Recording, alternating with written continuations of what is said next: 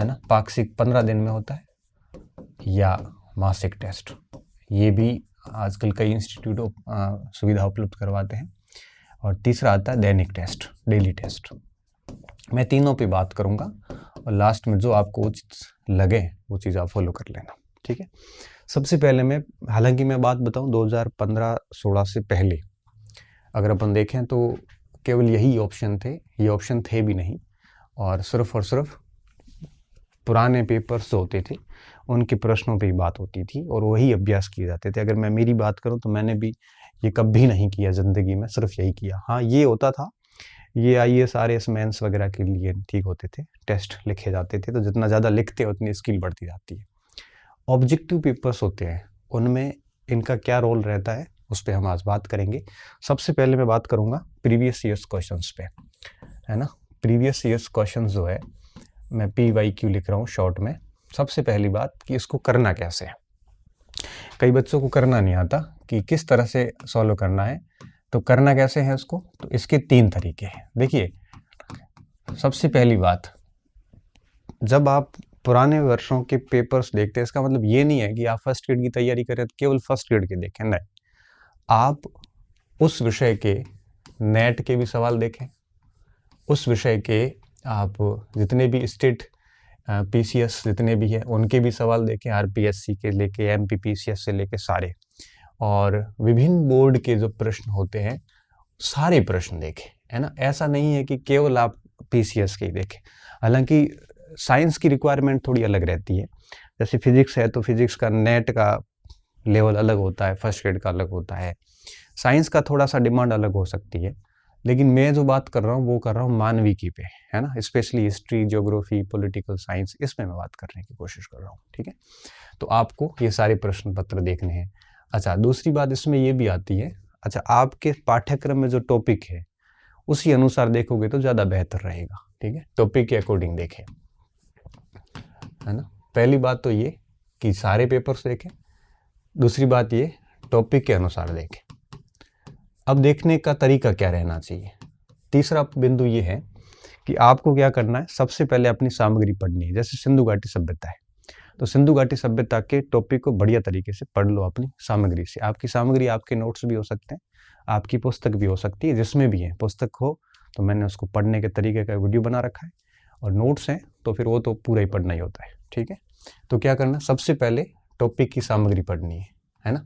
अब टॉपिक की जैसे सामग्री आपने बहुत बढ़िया तरीके से पढ़ ली, अब ये टॉपिक की सामग्री पढ़ लेने के बाद में आपको क्या करना है, वो टॉपिक उस पुस्तक से लेना है और उसके सारे के सारे प्रश्न सॉल्यूशन करने हैं। अब उसमें से उसकी व्याख्या दी होती है तो व्याख्या भी साथ में सॉल्यूशन कर लो।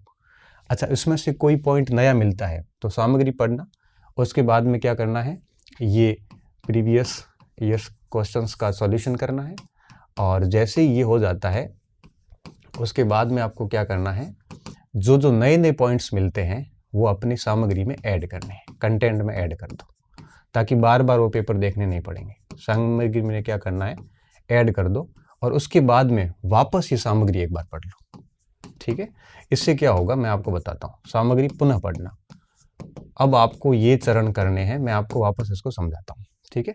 तो जैसे पेपर्स लेके आ गए, जैसे हिस्ट्री की मैं बात करूँ तो यूथ ला सकते हो, SK पांडे है थोड़े पुराने, वो ला सकते हो, सौरभ चौबे के भी आते हैं, पप्पू सिंह के भी आते हैं, है ना, AGP के भी आते हैं, जो कोई भी लाओ लेके आ गए।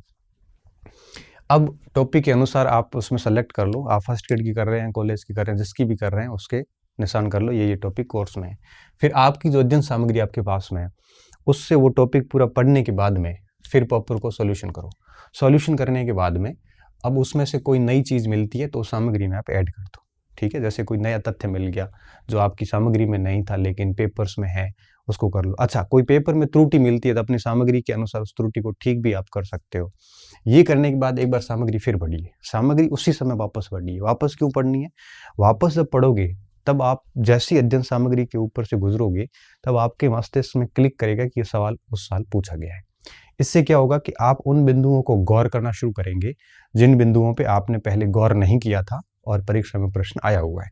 तो जैसी प्रश्न देखने के बाद में वापस सामग्री पढ़ेंगे तब आप गौर करना शुरू करेंगे। जब आप गौर करना शुरू करेंगे तब आपको एक समझ विकसित होगी विषय के प्रति कि क्या कैसे पूछा जा सकता है प्रश्न। तो इस प्रकार से प्रीवियस ईयर्स क्वेश्चंस करने हैं आपको, ठीक है। अच्छा, कोई प्रीवियस ईयर्स क्वेश्चंस में कोई गलती होती है तो आप अपने स्तर पे भी उसको ठीक कर सकते हैं। अब बात ये आती है कि इसके फायदे क्या है।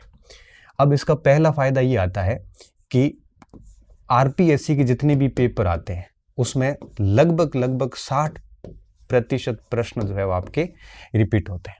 कहाँ से रिपीट होते हैं? पुराने पेपर से होते हैं। तो 60% सवाल तो रिपीट हो जाते हैं, इससे ज़्यादा ही होते हैं, है ना। 50-60% प्रश्न पेपर आपको सीधा यहाँ से मिल जाता है, और उसके बाद बस 15-20% पेपर आपने अगर दूसरे स्रोतों से ले लिया तो आपका शानदार चला जाएगा, ठीक है। एक तो यहाँ पे रिपीट होते हैं। दूसरी बात क्या होती है, जैसे ही प्रश्न रिपीट होते हैं तो आपको क्या होता है कि एक एक बिंदु से आपका बहुत बढ़िया तरीके से होना शुरू हो जाता है। फिर आपको सवालों के नेचर पता चलते हैं कि लोक सेवा आयोग किस प्रकार के सवाल पूछते हैं। सवालों की एक नेचर जो होती है, एक प्रकृति जो होती है, वो आपको पता चलनी शुरू हो जाती है कि किस किस टाइप से प्रश्न बन सकते हैं। फिर जब आप टॉपिक को देखोगे तो सीधा सा टॉपिक देखने के बाद भी दिमाग में क्लिक करेगा इसका ऐसे भी सवाल आ सकता है। और क्या होगा, इसमें एक कॉन्फिडेंस भी आएगा, है ना। कॉन्फिडेंस क्यों आएगा? क्योंकि आपको लगने लगेगा, जैसे मान लो 10 प्रश्न आपने सॉल्व किए तो 10 में से अगर 7-8 प्रश्न आपने कर लिए तो आपको अंदर से लगेगा कि यार अब मेरे से प्रश्न हो रहे हैं। मुझे ठीक से याद है जब हम कभी लो फील करते थे तो ये पुराने पेपर देखते थे। पुराने पेपर देखने के बाद में जैसे 60-70% सवाल सॉल्व होते थे तो अंदर से वापस पॉजिटिव वाइब्स आती थी कि हम भी आराम से कर सकते हैं। तो कॉन्फिडेंस आता है यहाँ से। जब भी कॉन्फिडेंस की कमी होती है तब आप पुराने सवालों का समाधान सॉल्यूशन कीजिए, बड़ा शानदार लगेगा आपको। साथ में आपकी जो पाठ्य सामग्री है, आप जिसका भी यूज कर रहे हैं, उस पाठ्य सामग्री पे आपका भरोसा बढ़ जाएगा, है ना। अब जब पाठ्य सामग्री पे भरोसा बढ़ता है तो फिर क्या होता है कि व्यक्ति बहुत दिल से उसको पढ़ना शुरू करता है। कई बार क्या होता है कि मार्केट में ऐसे भी तत्व होते हैं जो आपको कई बार पाठ्य सामग्री से भटका देते हैं, लेकिन जब आप पुराने पेपर पढ़ते हैं, वहां से आपको प्रश्न मिल रहे होते हैं 80% 90%, तब आपको अपनी सामग्री पे इतना भरोसा हो जाता है कि आप उसको अपना सब कुछ मान के उसमें अपने आप को समर्पित कर देते हैं। और मैं मानता हूँ कि कोई भी सामग्री कमजोर नहीं होती, लेकिन आप अगर उसको तन्मयता के साथ पढ़ते हैं तो हर सामग्री आपको डेफिनेटली सिलेक्शन दे सकती है, बशर्ते पूर्ण विश्वास के साथ उसको पढ़ा जाए। एक तो इस पे भरोसा हो जाता है पाठ्य सामग्री पे। और एक और बिंदु जो इसका फायदा क्या होता है, एक फायदा इसमें ये एक और होता है कि ये सुविधाजनक है। मतलब ये हुआ कि जैसे ही आपका टॉपिक पूरा हुआ, आप रूम में बैठे बैठे आराम से उसी समय अभ्यास कर सकते हैं। आपको किसी और जगह जाने की आवश्यकता नहीं है, बड़ा कन्वीनियंट है। कभी भी, जैसे मान लो कि आपको दोपहर 3 बजे आपने वैदिक सभ्यता पूरी कर ली, तो 3 बजे पूरी कर ली, उसके बाद आपने अपनी प्रैक्टिस सेट पुराना पेपर्स निकाले और वहां से वैदिक सभ्यता के सवाल शुरू किए, रात को 11 बजे तक पूरे कर दिए। अब कितना सुविधाजनक है, आपको कहीं जाने की आवश्यकता नहीं है। और फिर जैसे सवाल निकाले, 10 पॉइंट नए मिले, आपने अपनी सामग्री में ऐड कर दिए और दूसरे दिन वापस सामग्री को या उसी दिन वापस सामग्री को पढ़ लिया। तो एक तरह से टॉपिक की समझ बढ़ जाती है, रिवीजन हो जाता है, उसका अभ्यास भी हो जाता है।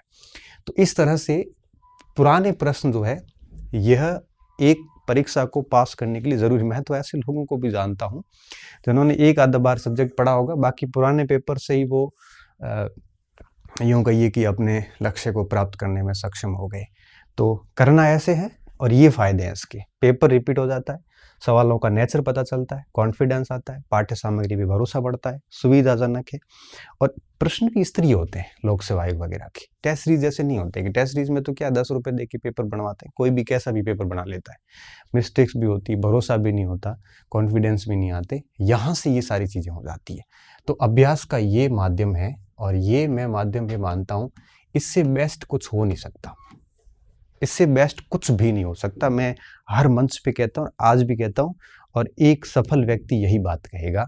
किसी से भी पूछोगे और आप खुद इस बात का एहसास करोगे कुछ समय बाद में कि वाकई में पुराने प्रश्नों की पुस्तक जितना फायदा देती है उतनी कोई टेस्ट सीरीज नहीं दे सकती। ठीक है, तो एक तो हो गया पहला बिंदु, ये अभ्यास का पहला स्रोत है। इसको हर स्टूडेंट को फॉलो करना ही चाहिए, ये मेरी स्ट्रॉन्ग रिकमेंडेशन है आपको। अब आता हूं मैं दूसरे नंबर पे, वीकली, फोर्टनाइटली और मंथली टेस्ट। ठीक है, मैं इसको ऐसे लिख रहा हूं, F और M, ठीक है। इसको मैं दूसरे नंबर पे लाता हूँ। अब देखो साप्ताहिक सीधा ही लिख लेता हूँ, साप्ताहिक, पाक्षिक और मासिक टेस्ट। अब देखो इसके क्या फ़ायदे हैं। अब देखो एक सबसे बड़ी कमी जो है PVQ में, PYQ में, वो ये रहती है कि हमें मार्केट के लेवल से अपनी तुलना करने में सक्षम नहीं हो पाते। तो सबसे बढ़िया व्यवस्था ये होती है कि आप जो है अगर साप्ताहिक या पाक्षिक या मासिक टेस्ट देते हैं तो आपको अपना स्तर हमेशा पता चलता रहेगा। अब जब स्तर का पता चलेगा, जैसे मान लो कि आपने टॉप कर दिया टेस्ट में, तो आपको रहेगा कि भाई हाँ मेरा लेवल ठीक है, कॉन्फिडेंस बना रहेगा और आप अपनी उस टॉप रैंक को हमेशा मेंटेन करने की कोशिश करेंगे। अगर आप बहुत पीछे रहे हैं तो आप है वो कोशिश करोगे कि आपको पता चल जाएगा कि आपका लेवल ठीक नहीं है, आपको और अभ्यास करने की ज़रूरत है, और मेहनत करने की ज़रूरत है, अध्ययन सामग्री को और बढ़िया करने की ज़रूरत है। तो अब आप अपने आप को और तराशोगे। तो इससे क्या होता है कि स्तर का पता चलता है एक पाक्षिक और मासिक टेस्ट में या साप्ताहिक में भी, ठीक है। दूसरा क्या होता है कि जब कोई भर्ती आसपास नहीं होती है तो व्यक्ति क्या थोड़ा सा धीमा पड़ जाता है।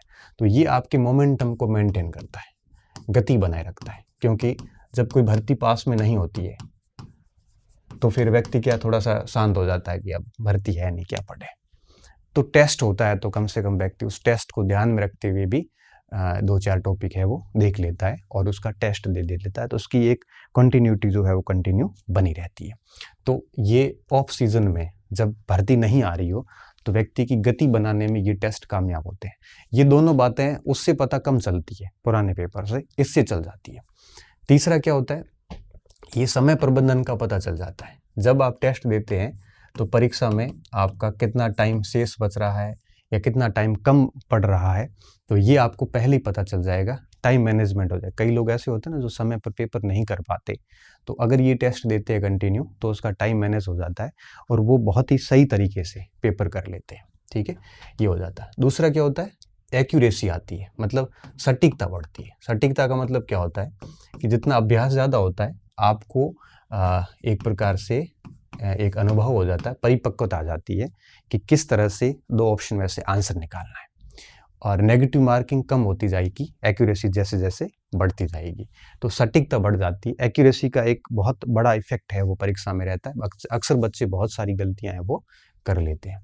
तो स्तर का पता चलता है, गति बनाए रखता है, टाइम मैनेजमेंट हो जाता है, एक्यूरेसी बढ़ती है। अब बात ये आती है कि क्या करें, ऑफलाइन करें कि ऑनलाइन करें। ऑफलाइन बेस्ट है, क्योंकि देखो ऑफलाइन में क्या होता है,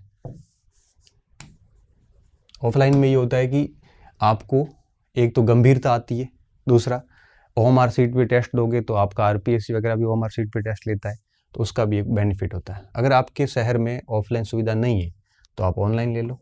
ऑनलाइन लेने के बाद में भी करना क्या है, PDF जो है पेपर की वो प्रिंट कर लो, और PDF प्रिंट करके मार्केट से OMR सीट ले लो और OMR सीट पे दो, ठीक है। OMR सीट पे दे दीजिए ऑनलाइन को PDF में प्रिंट करके, तो इस ऑफलाइन सही आभास होगा उसको। तो ये एक विकल्प है हमारे पास में। तो ये एक साप्ताहिक या पाक्षिक या मासिक टेस्ट एक स्टूडेंट को देने चाहिए। तो मेरा क्या मानना है, मेरा ये मानना है कि स्टूडेंट को ये दोनों ही अपना लेने चाहिए। घर पे भरपूर अभ्यास करना चाहिए इसका, और फिर एक सप्ताह में या महीने में एक बार जाके बाहर से टेस्ट दे देना चाहिए, जिससे अपना लेवल भी अपने को पता चलता रहेगा और तैयारी को मोमेंटम भी मिलता रहेगा, टाइम मैनेजमेंट भी होता रहेगा और साथ साथ में एक्यूरेसी भी आती रहेगी। तो ये 2 फॉर्मेट ये विद्यार्थी के लिए बहुत बढ़िया फॉर्मेट है। इनमें से वो दोनों ही उसको अपनाने ही चाहिए, ये एक स्ट्रॉन्ग रिकमेंडेशन है। अब तीसरा आता है दैनिक टेस्ट, है ना। ये क्या समस्या है, इसमें क्या क्या बिंदु है। डेली टेस्ट, देखो दैनिक टेस्ट की जो एक कंसेप्ट था वो कहाँ से आया। दैनिक टेस्ट का कंसेप्ट आया आपके क्लास टेस्ट से, क्योंकि जैसे साइंस वगैरह में पढ़ते हैं तो क्लास में जो भी टॉपिक पढ़ाया उसके 10-20 प्रश्न क्लास में टेस्ट ले लिए, तो थोड़ा सा बच्चे का अभ्यास हो जाता है।